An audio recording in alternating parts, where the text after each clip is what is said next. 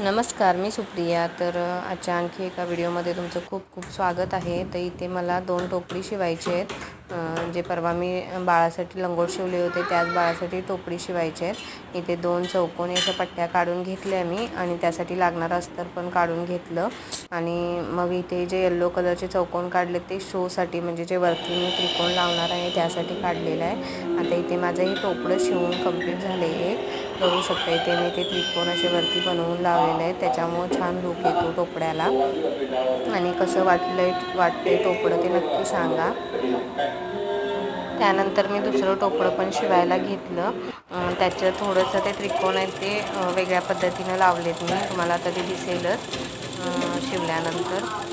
आणि पाठी अशी चुनट वगैरे मारावी लागते, तर त्यामुळे ते व्यवस्थित फिटिंग बसतं. तरी पण त्या म्हणत होत्या थोडंसं लूज वाटेल, म्हणून त्यांना परफेक्ट फिटिंग करून मी दिलेलं आहे कपडं. तर कसा वाटला व्हिडिओ तुम्हाला नक्की कमेंट करून सांगा.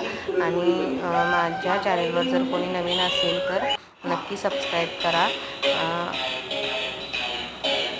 चला तर मग बाय, पुन्हा भेटू आणखी एका नवीन व्हिडिओमध्ये.